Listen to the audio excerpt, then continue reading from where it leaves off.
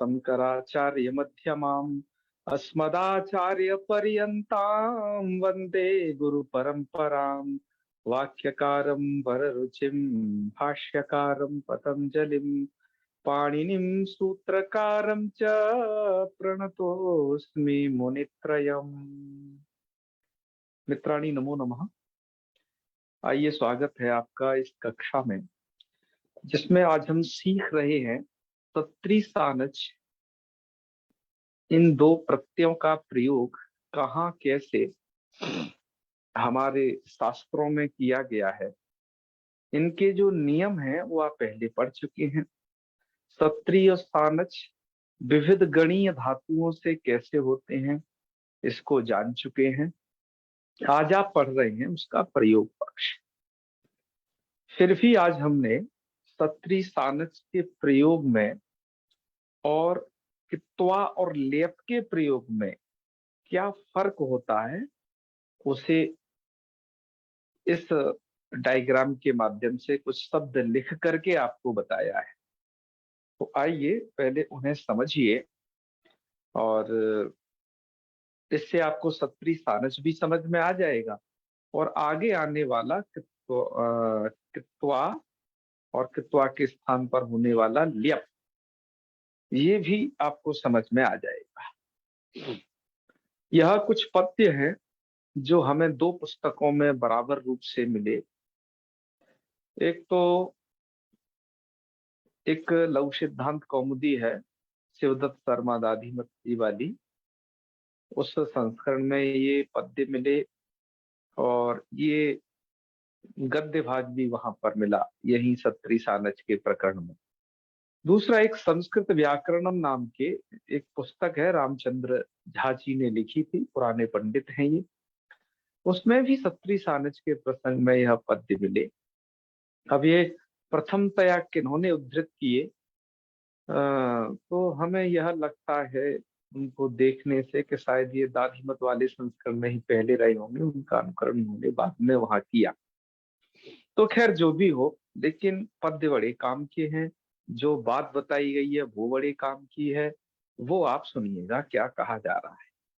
तत्री सानच को दो लाइन में कह दिया गया कि वर्तमान क्रियायाम भवेताम तत्रिशानचौ। ये तत्री सानच होते हैं वो वर्तमान क्रिया में होते हैं, हालांकि भविष्यकालीन क्रिया वाले हम कल पढ़ चुके हैं, लेकिन ये सामान्य नियम। परस्मयी पति धातुभ्य, समझ रहे हैं, परस्मयी पति धातुभ्य तत्री स्यात् सानज अन्यतः। परस्मयी पति धातुभ्य तत्री और स्याद सानज अन्यतः। परस्मयी पति धातुओं से तत्री हो जाता है, अन्यतः सानज स्यात्, अन्यों से सानच होता है। उदाहरण भी देख लीजिए। प्रयाति पथिको गायन भ्राम्यन गुंजति षट्पदः। उस वाले संस्करण में, आचार्य रामचंद्र झा जी वाले संस्करण में, या बहुवचनांत है, गुंजन्ति षट्पदाः, ऐसा बहुवचनांत पद दिया है। शयानश्चिन्तयत्येष कंपमानः स भाषते। प्रयाति पथिको गायन, पथिकः अर्थात जो राहगीर है, वो गायन प्रयाति, वो गाते हुए चल रहा है, गाते गाते लोग जाते ही। प्रयाति पथिको गायन भ्राम्यन गुंजति षटपद, षटपद जिसके 6 पैर होते हैं, ऐसा कौन होता है? भौरा। भौरा जो है भ्राम्यन गुंजति, घूमते हुए गुंजायमान होता है, गुंजन करता है। तो भ्राम्यन गुंजति षटपद, तो गायन भ्राम्यन, ये दोनों रूप आपके तत्री प्रत्याम में पुल्लिंग में ही। शयानश्चिन्तयत्येष, एषः शयानः चिन्तयत्, ये जो है सोते सोते ही चिंतन करता है, सोते हुए चिंतन करता है। तो सिंह स्वप्ने धातु का जो है धातु, ये आत्मनेपदी है, तो रूप क्या बनेगा? शयान। ठीक है, यहाँ धातु को गुण हो जाता है सिंह सार धातु के गुण, तो सयानश्चिन्तयत्येष कंपमानः स भाषते। कंपमानः एक मुख वाला भी दे दिया कि स माने वह, कंपमानः भाषते कांपते हुए बोलता है, कंपमानः स भाषते। तो इनका प्रयोग कैसे हुआ उसको लिख रहे हैं। यदा तु पूर्वकालिक क्रियाया, पूर्वकालिक क्रिया मतलब प्रधान क्रियाया, उत्तरकालिक क्रियायाश्च, उत्तरकालिक क्रिया का मतलब जो बाद वाली क्रिया है, जैसे कहेंगे हम प्रधान क्रिया। तो देखो, जब भी ये सत्री प्रत्यांत को आप देखोगे, एक होती है मुख्य क्रिया, एक होती है गौण क्रिया, उन्हीं को कहते हैं प्रधान और अप्रधान। जैसे पथिक, प्रयाति पथिको गायन, यहाँ पर देख लीजिएगा, गायन ये पहली जो क्रिया है कि गाते हुए पथिक जाता है, तो गायन क्रिया अप्रधान क्रिया है क्योंकि ये पूर्व काल की क्रिया है इधर। और जो उत्तर काल की क्रिया है ये प्रधान क्रिया है, तो गायन अप्रधान क्रिया, प्रयाति प्रधान क्रिया, जो कि उत्तर काल की क्रिया है, उत्तर काल में हो रही है।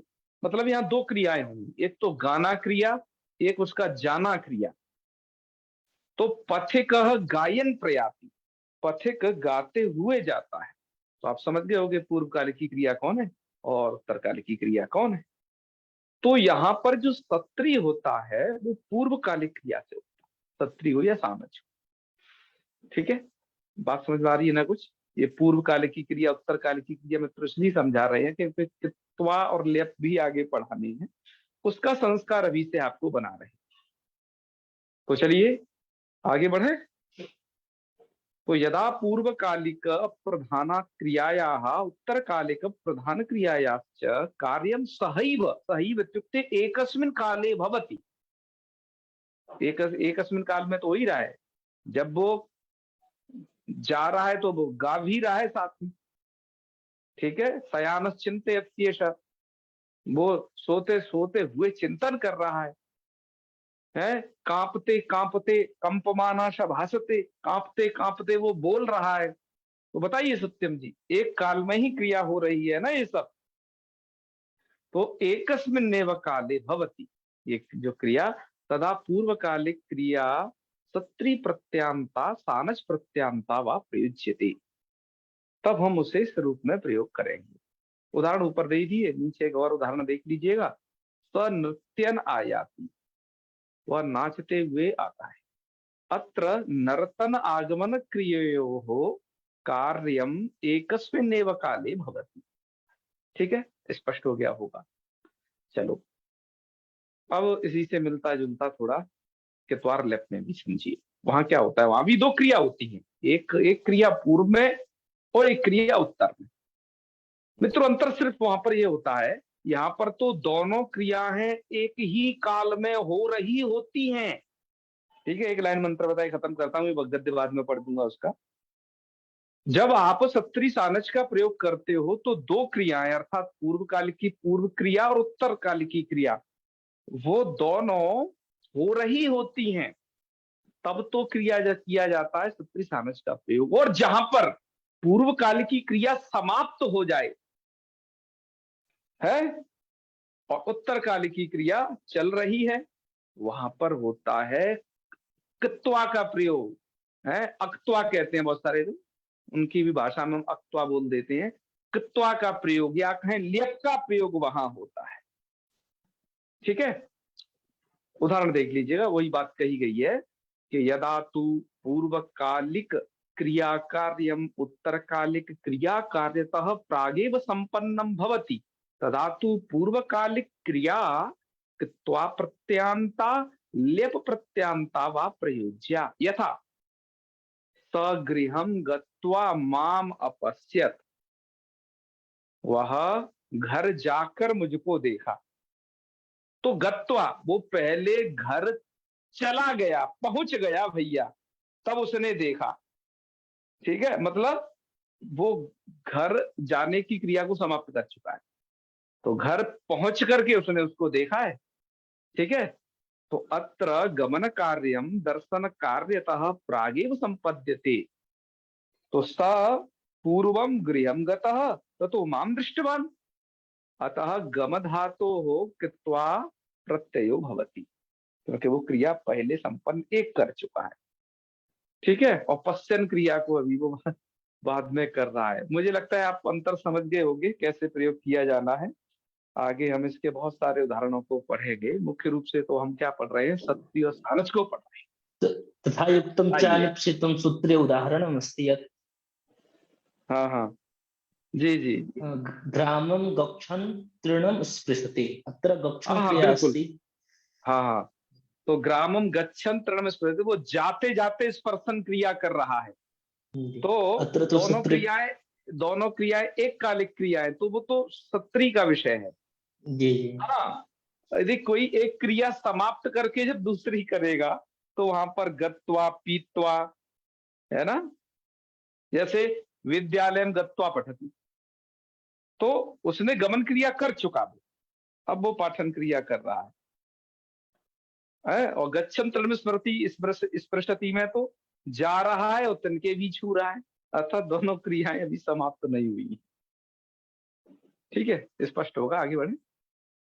चलिए मित्रों, अब आगे सुनिए। हमने बहुत ही ढूंढ ढांड के गीता की पुस्तक उठाई, उसमें दर दर देखा, फिर दुर्गा सप्तशती की पुस्तक उठाई, उसमें से बहुत सारे उदाहरण ये रखे हैं। इनको दिखाने का एक ही प्रयोजन है, एक तो भगवान नाम स्मरण कुछ हो जाएगा, कुछ दो चार बातें हो जाएंगी, और और आप दरअसल इनके प्रयोग क्षेत्र है जहाँ जो इनका फील्ड है वहां पर इन्हें देखने और पहचानने लग जाएंगे तो ज्यादा अच्छा रहेगा। आपको भूलने का खतरा कम रहेगा कि हाँ ये शब्द ये अमुक प्रत्यांत है, यह अर्थ होगा, इस अर्थ में हुआ है तो वाक्य प्रयोग ऐसे होंगे, ये सब चीजें आप जाने रहेंगे, इसलिए बस दर्शा रहे।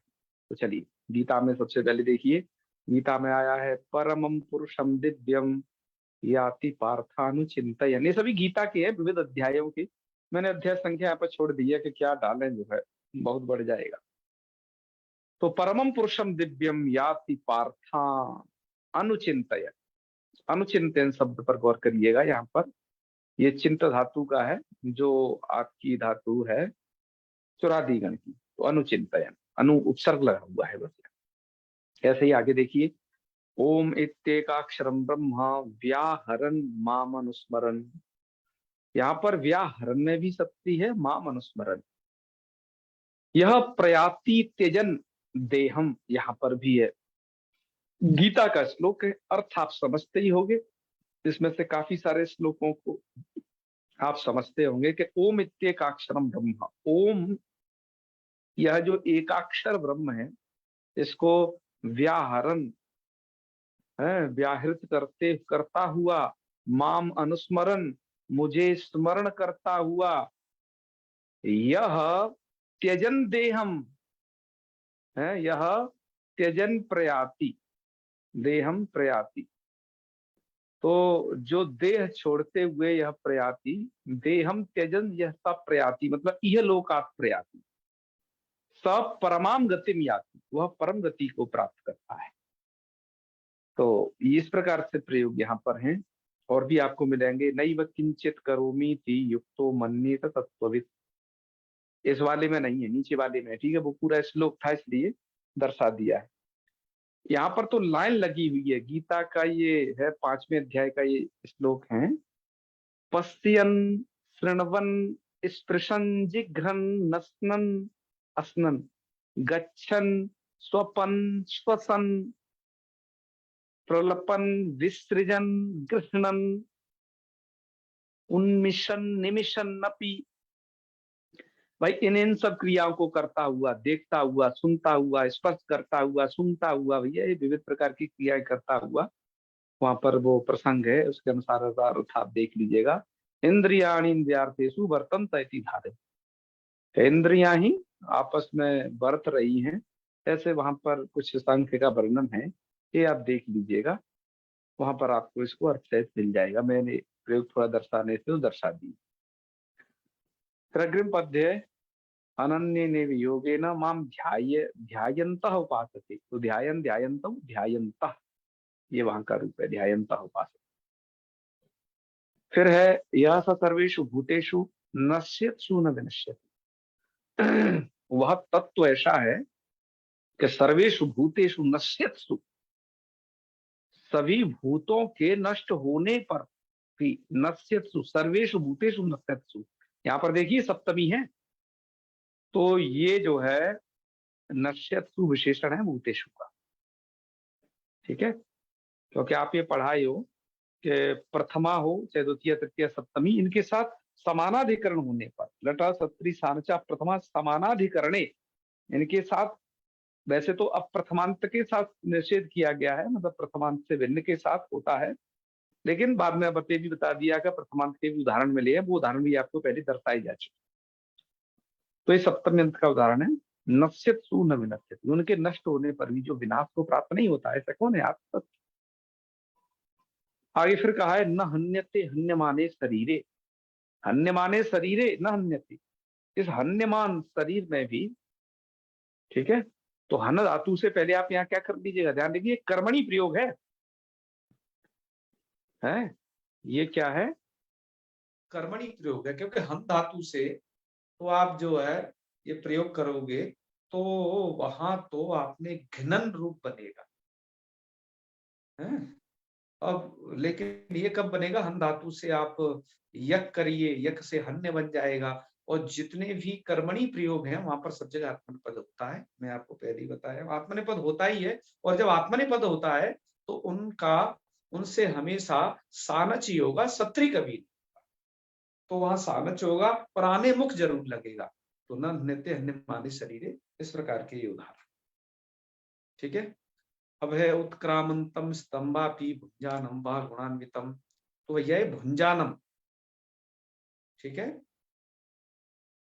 तो भुंजानम ये आपका है सानच वाला, और ये धातु में मान क्यों नहीं हुआ, कहाँ आन होना है, देखो हन्यमान में तो मान हो गया, लेकिन अब भुंजानम में आन ही रह गया।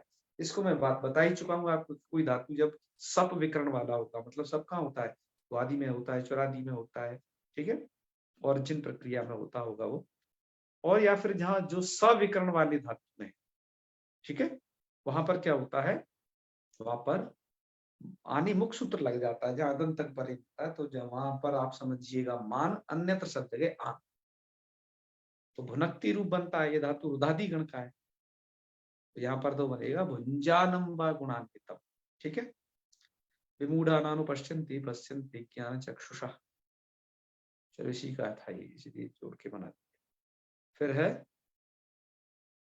श्रद्धाना मत परमा भक्ता स्तेति मित्र, तो श्रद्धाना, तो यहाँ पर देखना श्रद्धाना भक्ता बहुवचन का है, क्योंकि दधाना मद भक्ता, तो श्रद्धाना, तो ये धातु है यहाँ पर। ठीक है, तो ये आप समझ गए होंगे, ये जो है सानजंत है। आइए ऐसी दुर्गा सप्तशती के भी कुछ प्रयोगों को देखते हैं।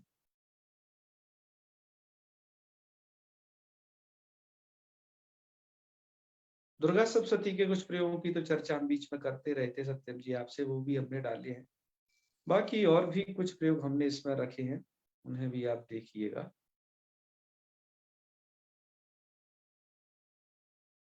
ये कुछ प्रयोग रखे हैं दुर्गा सप्तशती से भी, जिन्हें आप यहाँ देखें। तस्य पालयतः सम्यक प्रजापुत्राणि बहुरसान्, तो तस्य, अब देखो ये पालयता कहाँ का है, आप रूप तो जन चलाना जानते ही हो, पालयन पालयन्तौ पालयन्तः पालयन्तम पालयन्तौ पालयतः, तो एक तो पालयते यहाँ शश विभक्ति में बनेगा, और उधर भी तो बनेंगे कहाँ, पंचमी और सप्तमी, वो पंचमी और षष्ठी में, लेकिन यहाँ पर ये बस द्वितीया का ही है, क्योंकि यहाँ पर पुत्रान प्रजा, ये देख रहे हो ना, ये जो रूप प्रजा प्रजे प्रजा प्रजाम प्रजे प्रजा, ये उसी का विशेषण है, पुत्रान एवं रशान, वो सब विशेष रूप में उपस्थित हैं। तो पालयतः, तस्य पालयतः प्रजा पुत्रान एवं रशान, ये सब द्वितीयांत है, तो ये पालयतः उसका विशेषण है। तो कैसे, पालन पालयन तो पालयन, तो उस तरीके से रूप चला लेना, उनको पालते हुए, है तस्य पालयत, उसको पालते हुए प्रजापुत्रा ने औरषा, प्रजा को पुत्र की तरह है, निज औरषा, पुत्रान इव, हाँ पुत्रान इव करिए यहाँ पर, ठीक है, पुत्रान इव औरषान, अर्थात वो जो राजा थे प्रजा को अपने औरस पुत्र की भांति पालते थे। ठीक है, दुर्गा सप्तशती में वो वर्णन है, आप जानते ही हैं, सुरथ नाम के एक राजा, सुमेधा नाम के ऋषि जो कथा सुना रहे हैं, उसका ये वर्णन है शुरुआत। फिर है अतीव तेजसः कूटम ज्वलंतम एव पर्वतम, तो पर्वतम ज्वलंतम एव, तो ज्वलन ज्वलंतम ज्वलंता ज्वलंतम, ये द्वितीय का रूप है इधर। फिर आगे है निश्वासान मुचेयाश्च युध्यमाना रणिम्बिका, तो ये युध्यमाना, अंबिका रणे युध्यमाना, ठीक है, तो युद्ध, अंबिका ने रण में युद्ध करते हुए निश्वासान मुमुचे, उन्होंने अपने श्वास छोड़े। ठीक है, फिर उन श्वास छोड़ने से क्या होगा, आप जानते हो कि वो देवी के गणों की उत्पत्ति हुई है, वो वहां युद्ध का वर्णन दुर्गा सप्तशती।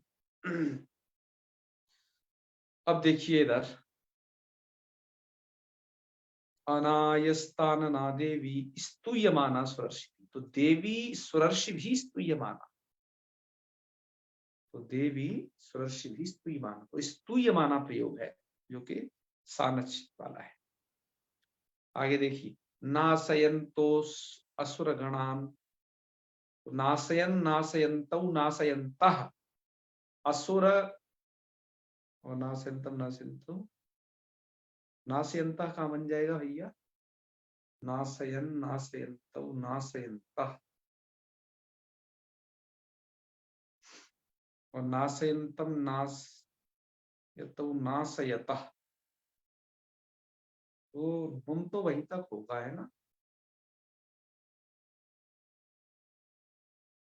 तो ये कहाँ बनेगा फिर भैया, नासयन्तो सुरगणा,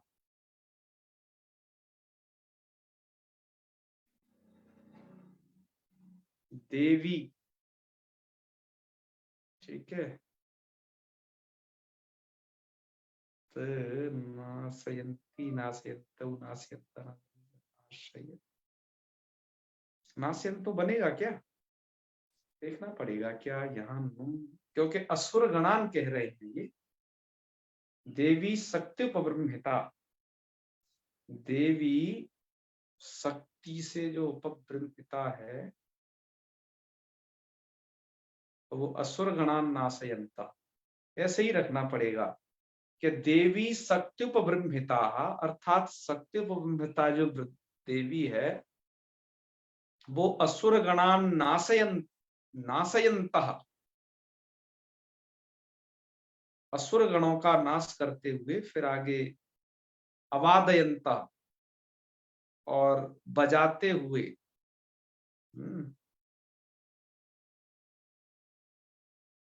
पटहान गणाः शंकास्तथा परे, और उनके जो गण थे उन्होंने ये बजाया पटह वगैरह, और शंखास्तथा परे, और दूसरे युद्ध का वर्णन है सब, और दूसरे जो गण थे उन्होंने जो है शंख भी बजाए, तो गणाः नाशयन्त देवी शक्त्युपब्रह्मिता, हाँ देवी की शक्ति से उपब्रह्मित जो गण है, तो ऐसे करके गणाः, वो असुर गणान नाशयन्त, असुर गणों का नाश करते हुए, ऐसे से रखना पड़ेगा, तो अर्थ लग जाएगा। चलो आगे बढ़ते हैं। निहन्यमानम, नि उपसर्ग पूर्वक, और हन धातु का है ये, और कर्मणि प्रयोग है, तो निहन्यमानम तत्सैन्यम अवलोक्य महासुर, ठीक है, ये बन जाएगा। फिर है युध्यमानौ ततस्तु तस्मात् नागान महिंगतौ, तो युध्यमानौ प्रयोग युद्ध धातु का, युद्ध संप्रहारे है ये, तो ये है युध्यमानौ ततस्तौ। फिर है एवं संक्षीयमाणे तु स्वसैन्ये महिषासुर, तो संक्षीयमाणे सम उपसर्ग पूर्वक क्षी धातु है, संक्षीयमाणे सानच प्रत्यय कर दिया गया है, तो एवं मतलब इस प्रकार से, संक्षीयमाणे स्वसैन्य, सप्तमी का रूप है, स्वसैन्य, अपने सैन्य के संक्षीयमाण होने पर जो महिषासुर है, ठीक है, तो गुस्सा से आग बबूला हो गया होगा, और क्या, यही पूरी कथा है। थोड़ा थोड़ा यहाँ पर तो लिखा है, ठीक है, बाकी तो पूरे पद्य तो उधर है। ऐसे आगे देखते हैं। अर्ध निष्क्रांत वासौ युध्यमानो महासुरा। अर्ध निष्क्रांत का मतलब ये है, जो वहां के प्रसंग को समझेगा वही अर्थ लगा पाएगा, कि वो महिषासुर था, वो नाना प्रकार के रूप बदल रहा था, तो उसने भैंसे का रूप धारण किया। देवी ने क्या किया, वो अलग अलग रूप धारण करता था, तो देवी उसे निराकृत कर देती थी रूप। भैंसे का रूप धारण किया, जैसे ही देवी ने उसका गला काटा, मतलब, तो फिर अर्ध निष्क्रांते वास, वो आधा ही निकला, आधा ही निकला हुआ, ठीक है ना, गला कट गया तो आधा तो निकल चुका था उसमें से, भैंसे के शरीर में से। तो अर्ध निष्क्रांते वासो युध्यमानो महासुरा, आधा ही निकल करके वो देवी से युद्ध कर लेगा, ठीक है, यही वर्णन है वहां पर। चलिए आगे के देखिए। काप्यास्ते स्त्री महाराजा भाषयंती हिमाचलम।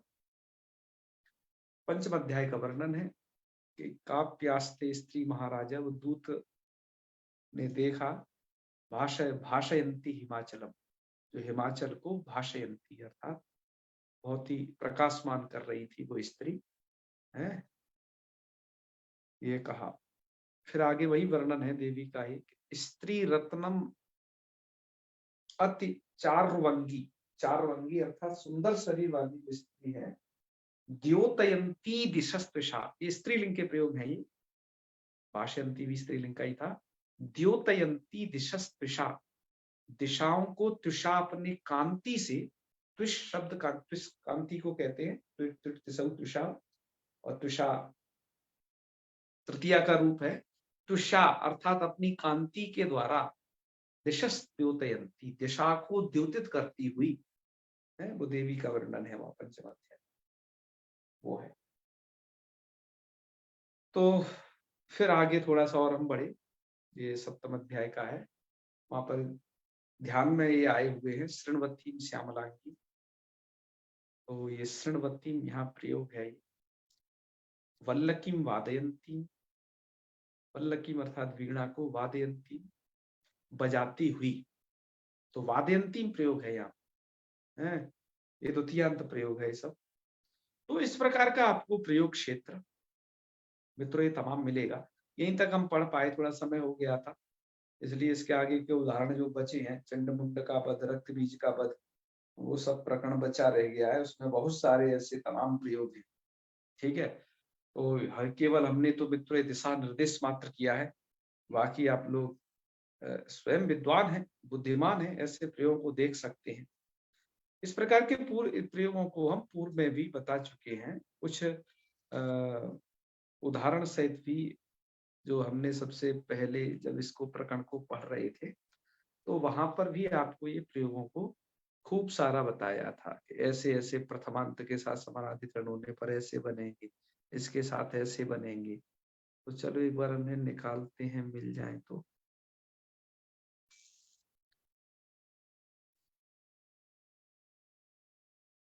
अच्छा, ये तो वक्ता प्रत्यय के ही नियम है। चलो इससे आगे वाली स्लाइड है, इसका मतलब उसको निकालते हैं, और उसमें भी आप देखिएगा कि इसी प्रकार के वहां पर बताए थे। तो सबसे पहली जो स्लाइड थी आपको, जो यहाँ ये पढ़ाया था हमने, यहाँ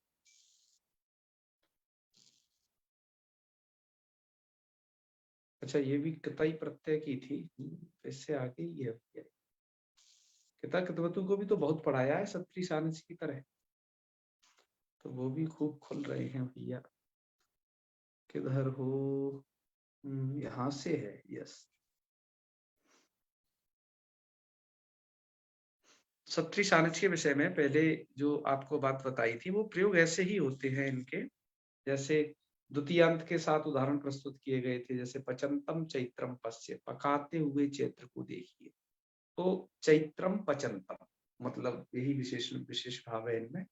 तो आपको ये द्वितीया का मिलेगा, प्रथमा का भी मिलेगा, उसके उदाहरण भी काफी प्रस्तुत किए थे।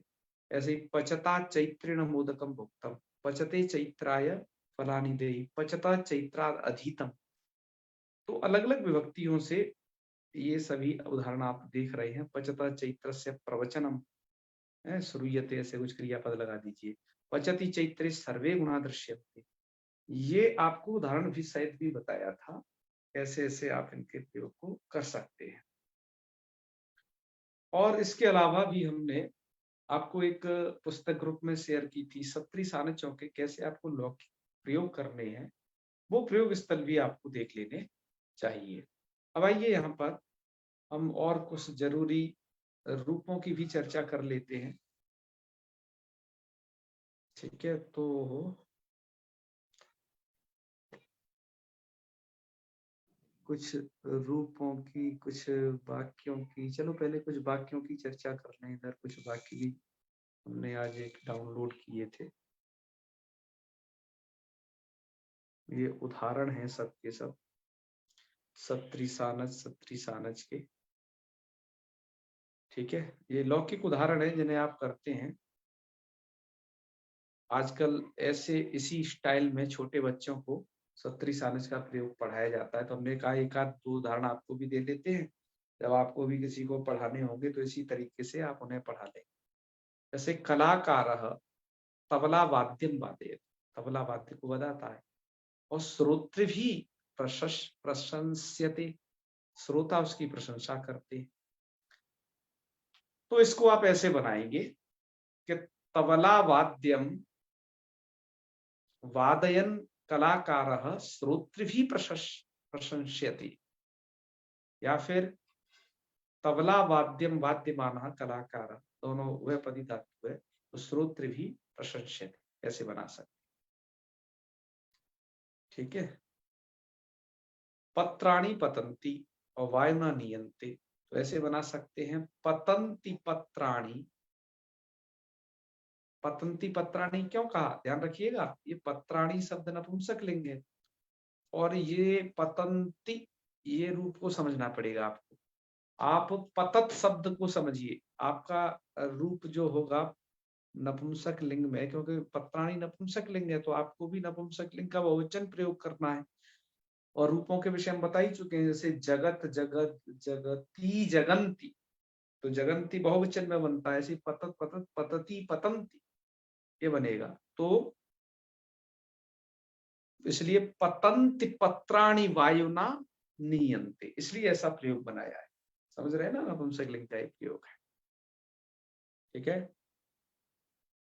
और ये पत्यमानानि जो प्रयोग किया है, दरअसल कर्मणि प्रयोग कर लिया है, तो इस प्रकार का इन्होंने बना लिया है, पत्यमानानि पत्राणि वायुना नीयन्ते, उसे कर्मणि प्रयोग बना के प्रयोग कर रहे हैं।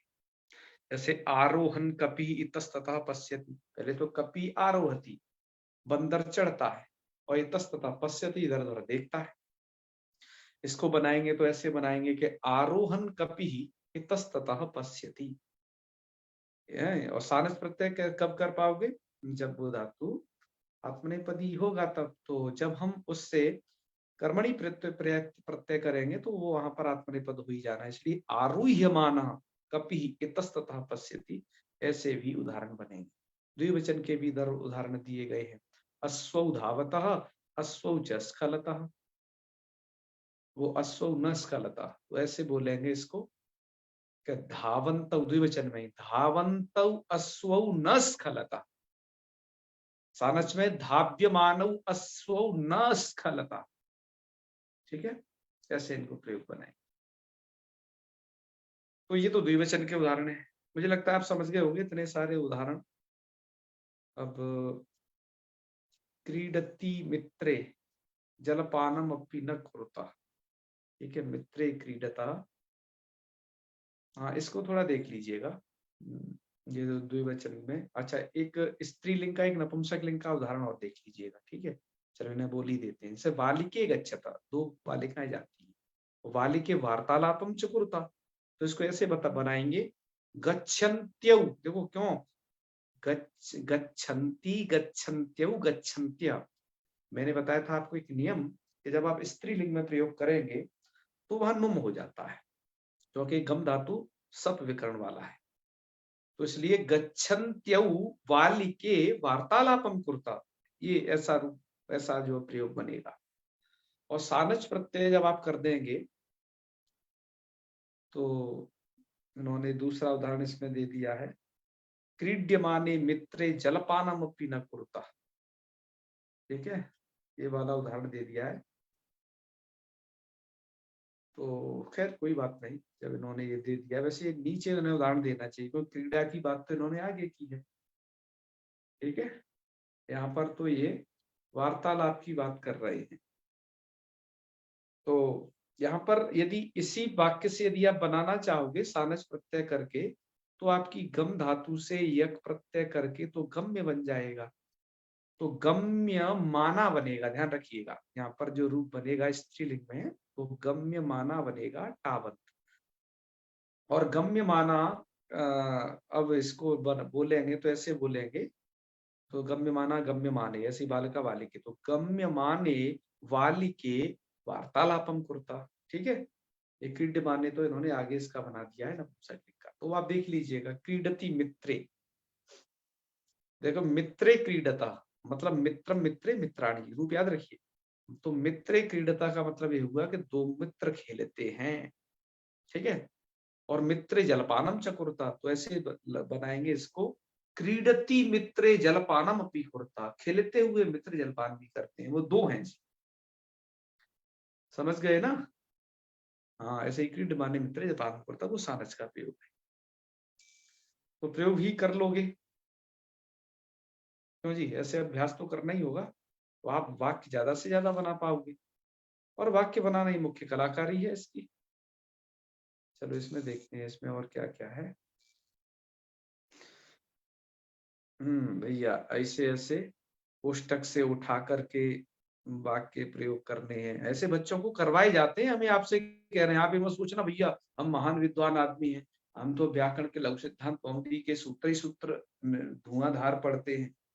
ठीक है, इधर ध्यान नहीं देंगे तो ध्यान देना पड़ेगा, क्योंकि अब जो है आपको 8, 9, 10 और 12 तक की जो कक्षा है उनमें इस प्रकार का मिलेगा।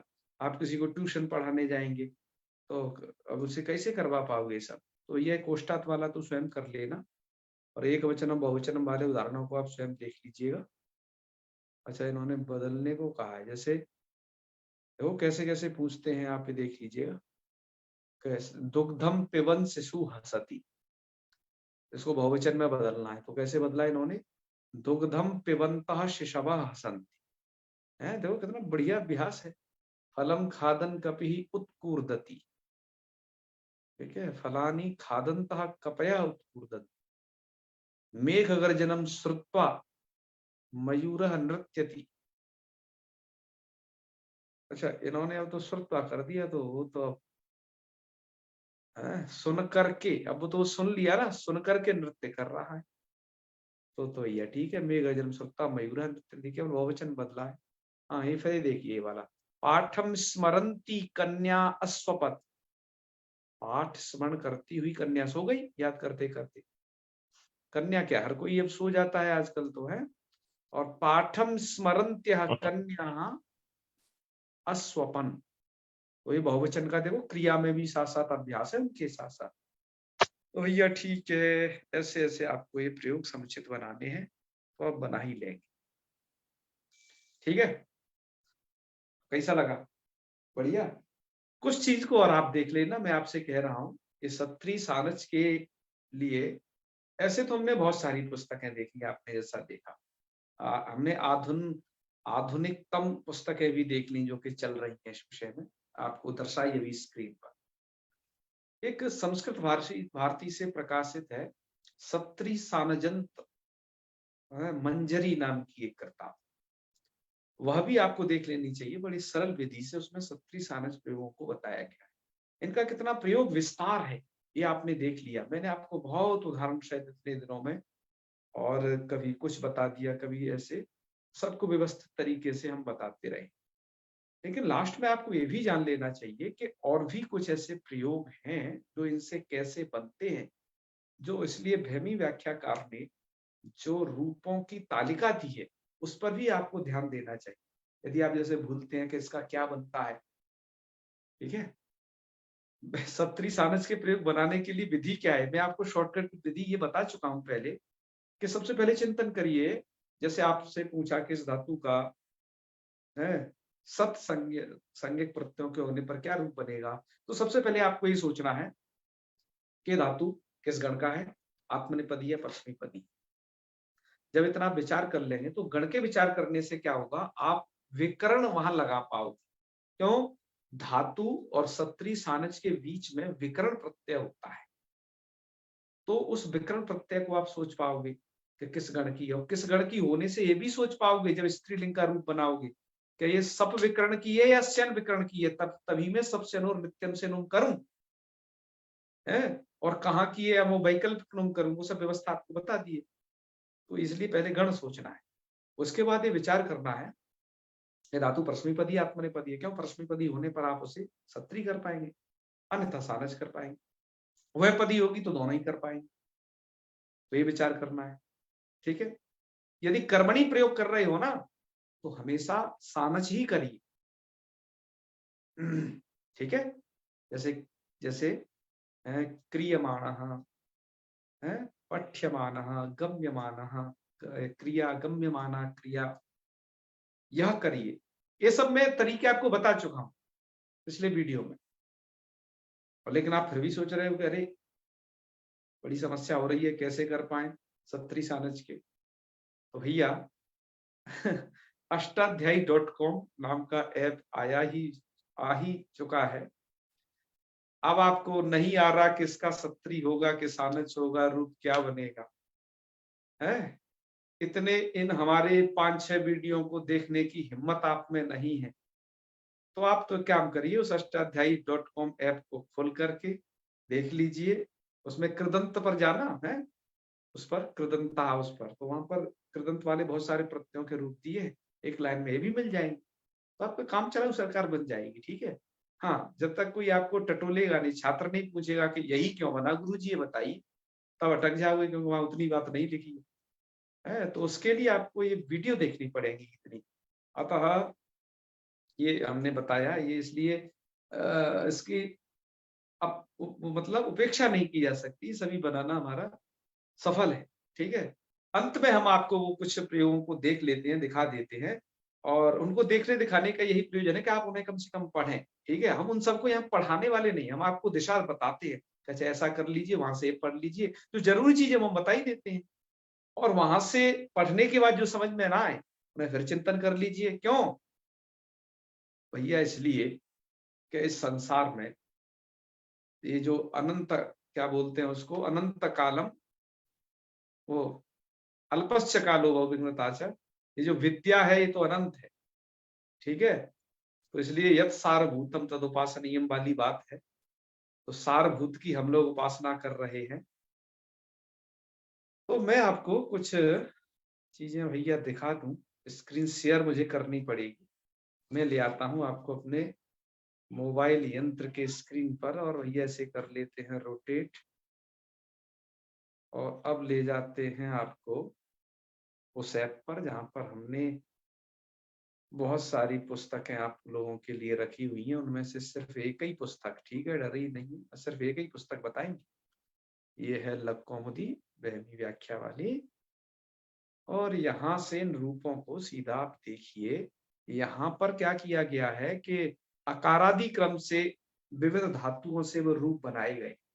तो सबसे पहले सत्री प्रत्याम बना दिए इन्होंने कि सत्री में ये बनेगा, उसके बाद इन्होंने सानच वाले बनाए हैं, और पुल्लिंग में तो जैसे ये अटत है, ध्यान दीजिए, नपुंसक लिंग में तो ये अटत, अदत, अर्चत, अस्वत, ये कुप्यत, कूजत, कुर्वत, ये तो ऐसे ही प्रयोग होते हैं, ऐसे ही का मतलब प्रथमा का रूप ये रहता है, बाकी जगत की तरह चल जाएंगे। और पुल्लिंग में आप इनका बना लीजिएगा, अटन, अटंत, अटंता, अटंतम, अटत, ऐसे बना लीजिएगा। और जो, हाँ, पर नुम वही करना है, ध्यान रखना, जो धातु सप विकर्ण हो या शन विकर्ण हो, और हर जगह नहीं करना। ठीक है, हाँ, ये बात ध्यान रखनी है। कूजत का कूजन, कूजन पर यहाँ पर मत, ऐसा ये जो है कुर्वत है ना, तो कुर्वत का कुर्बन रूप बन जाएगा इधर, ठीक है, इसका तो बनेगा कुर्बन कुर्बन्तौ कुर्बन्ता, पुल्लिंग बन जाएगा इधर। चलिए पर इनके रूपों के कैसे तरीके होते हैं बताएं। और स्त्रीलिंग के रूप के लिए क्या किया गया है, विशेषकर यहाँ उन्हें नीचे दर्शा दिया गया है। जैसे आप इन्हें ऐसे पढ़ना, जैसे आपने इसका रूप पढ़ा अटत, अदत, तो अटत में तो अब इधर देख लीजिएगा, अटत में तो आपका अटंती बनेगा, क्योंकि ये है सप का, सप विकर्ण का तुम हो गया, अटंती अटंत्य अटंत्य। अद धातु है, ये तो अद धातु तो अदादि गण का है, वहां सप होता नहीं, तो वहां पर भैया अदंती मत बना लेना, वो मानो भाव सुनिएगा, अदंती मत बना लीजिएगा, अदति वहां पर बना लीजिए, बनाइएगा, ठीक है। तो ये बहुत सारे नुम के नियम में पहले बता चुका हूँ, वो नुम के नियम बस आपको पालन करने होंगे। नुम के नियम यही है कि कोई धातु सप और स्यन विकर्ण वाला है तो वहां पर आपको नित्य नुम करना है। और जो अदादियों में यदि आकारांत धातु है तो वैकल्पिक नुम है, आच्छी नुम।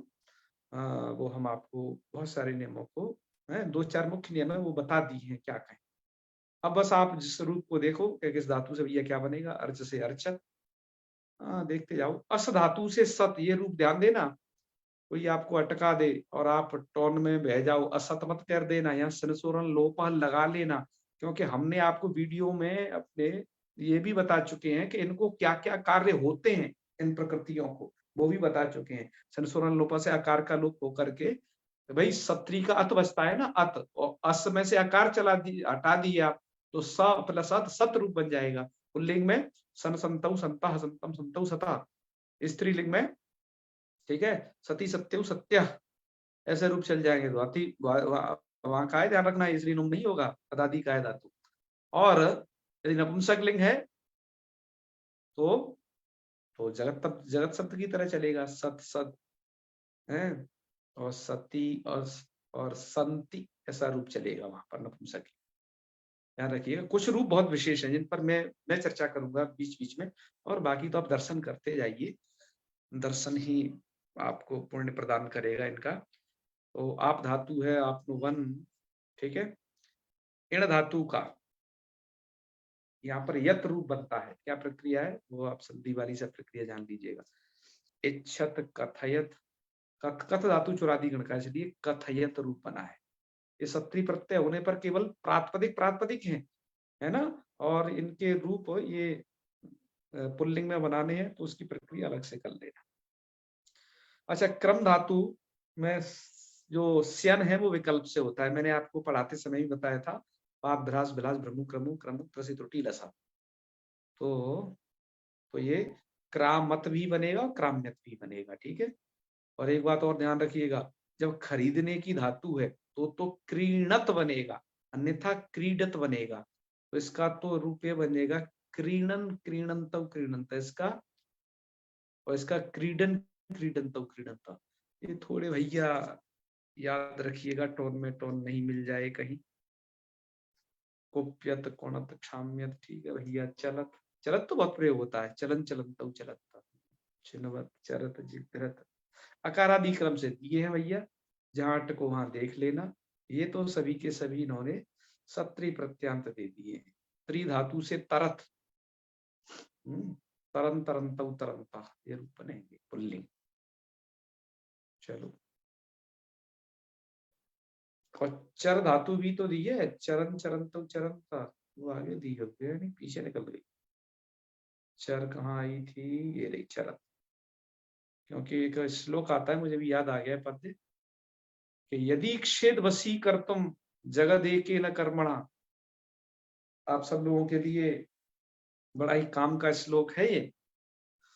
इसमें मैं आपको बता रहा हूं मोहन विद्या, जैसे आप कहते हो ना कि वसीकरण कर दिया, तो यदि क्षेद वसी कर तुम जगद एके न कर्मणा, यदि किसी एक कर्म के द्वारा पूरे जगत को बस में करना चाहते हो तो ध्यान से सुनिएगा, परापवाद शस्येभ्यो गाम चरंती निवार, परापवाद शस्येभ्यो, दूसरे के अपवाद रूपी शस्य से, अर्थात लहलहाते हुए खेत से। परापवाद रूपी शस्य कैसे, कि भैया उसकी कभी निंदा नहीं करनी, उसका जहां जहां अपवाद है है। आप कभी किसी की निंदा मत करिए, बस किसी के बुरे वचन मत बोलिए, इतने से ही क्या होगा, परापवाद सत्सेव्यो गाम चरंतीम निवारय। अपनी गाम अर्थात भैया ये इसके दो अर्थ है, गाम इंद्रियम भी होता है और ये गैया गाय होता है।